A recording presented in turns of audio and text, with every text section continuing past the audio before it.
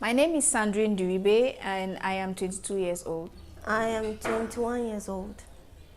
I am a student. Yes, I'm a student. I'm in the University of I'm in the University of Boya. My understanding of a period is that it is a process and it occurs with every woman that has gotten to that age of maturity. That's like blood coming out of your vagina as a girl who have gotten to some mature age.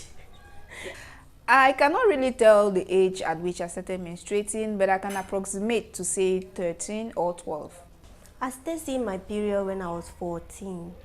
At the beginning, I was not able to afford pads. That is why I actually did not even know that there were things that existed as pads. So what I started using at that time was the leaves for my exercise book.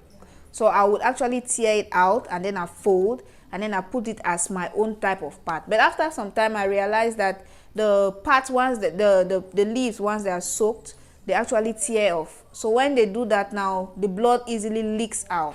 And that would I easily get stained, and because of that now I had to switch from using the leaves for my book to using my school sock as a type of pad. And so I was just rotating between my school socks and all of them were changing colors small until but I kept on using them until the day I discovered pads. My parents were the ones providing my sanitary pad, but I went through I was ashamed of my period, I would say so. So asking for it sometimes was a little bit difficult for me to just say the word menstruation. So there are times when I would not ask for a menstrual pad.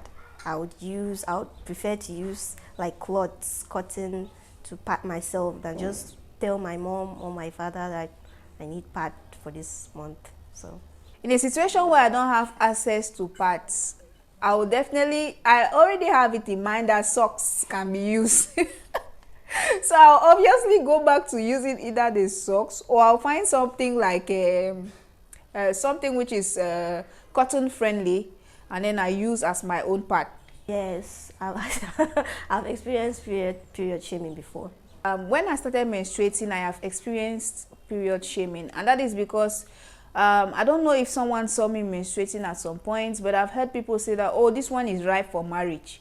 And so because of that now, it made it such that whenever I was menstruating, I'll try my possible best to ensure that nobody knows that I'm even menstruating. I think the whole idea or the whole reason why I had to use the leaf for my exercise book for a very long period of time is because I did not want people to know that I am ripe for marriage. I don't know if that makes sense, but I did not want people to just think that I was already at that age. So I prefer to just stay where I was.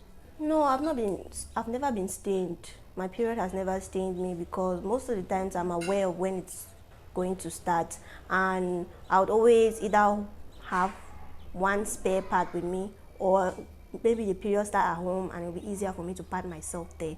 So I've never had that experience. Well, I'll say as life has its way of doing things, no matter how you cover it, it will just embarrass you at some point. So there was a period where I was menstruating, I did not know. So my entire dress from the back was stained. And so I got up now in all my happiness, stepped outside, and I was jubilating with the people. Everybody was looking at me.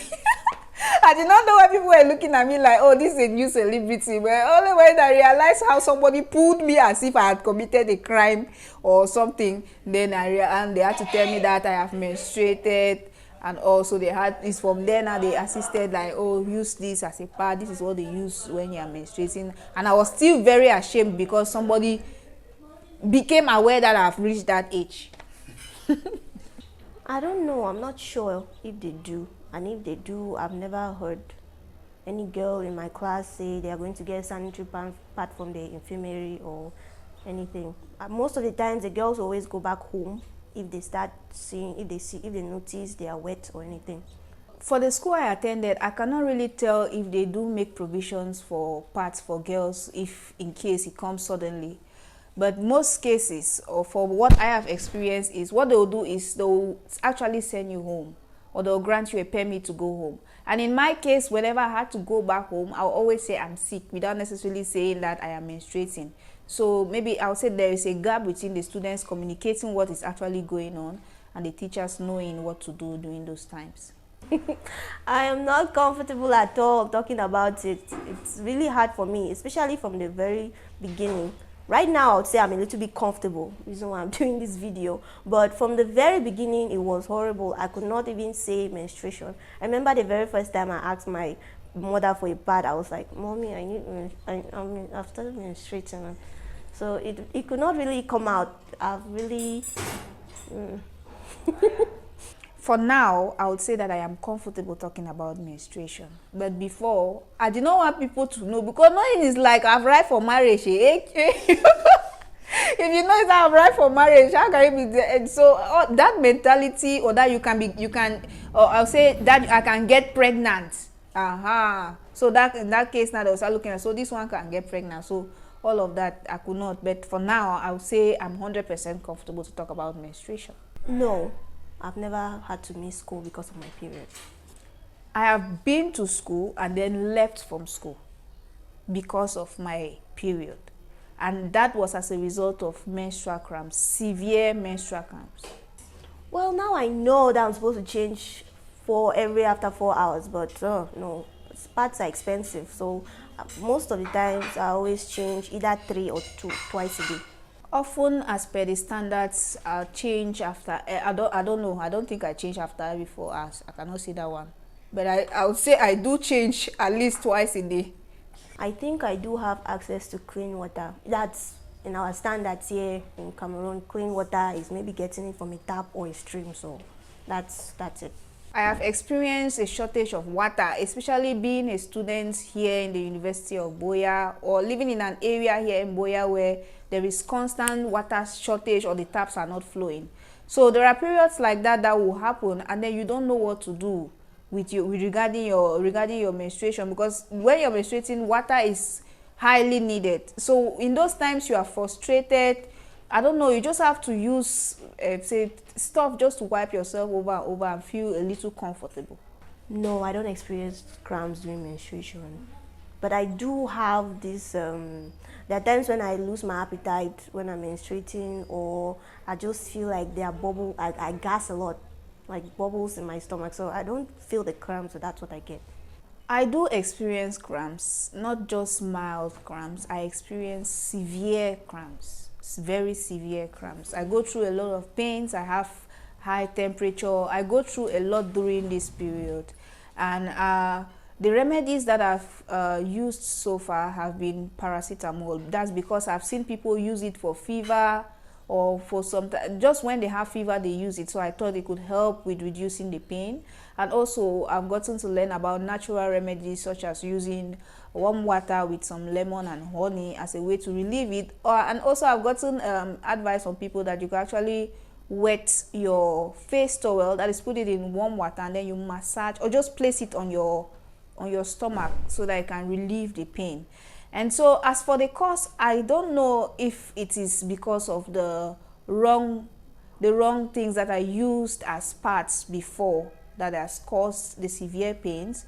I cannot really tell, but I think it is a part of it, and also it can be triggered by the use of wrong sanitary material during menstruation. Well, like I said before, my school, I don't think they do.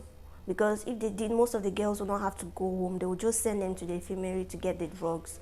But most of the times they will have to tell the girls to go home. I've never witnessed it. I've never experienced it. But I've witnessed girls go to the infirmary and they will give them a piece of paper, like a permit, to go home and get the necessary medications they would need. I have not seen anybody getting medication. I haven't. So most often what happens is, as a student, if you start menstruating, you beg your friend in class for a pad. That is, if you are not experiencing some kind of pain. In my case, there were days that I had to beg for paracetamol or any painkillers for my classmate to help me with the pain. So as for if the school has those, I don't know. No, I've never been in any uncomfortable situation before. I think the only uncomfortable situation for me is asking from my parents. But from any other person, I've never asked from any other person anyway, so I've never had it. Well, before, like I said, my parents were the ones to provide, but now I think I've gotten to that age where I have to provide myself. So I do get I do get months, or there are periods when I cannot provide for myself. I have to like save 100 francs every week, and it's just 600 francs here, like $1, but it's not easy to like keep that amount of money to that particular time, so it's difficult sometimes. Yes, I am just like every other lady. I'm just like any other girl out there in the community. And so what I will tell them is menstruation is something which we have to embrace because it is a part of us. It is part of our lives as females. And so for us to be able to cope with the little challenges that can come with them, one of the main tip I can give is being able to communicate these challenges to others, being able to ask for help.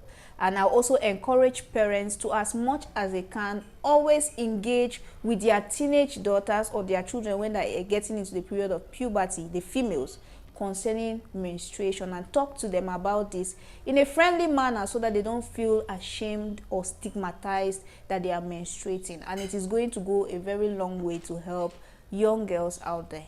I am Sandrine Diribe, and I stand with the fact that we all should say no to period shaming, no to the stigma during menstruation, and it is time for us to take action towards promoting the One Girl, One Part campaign.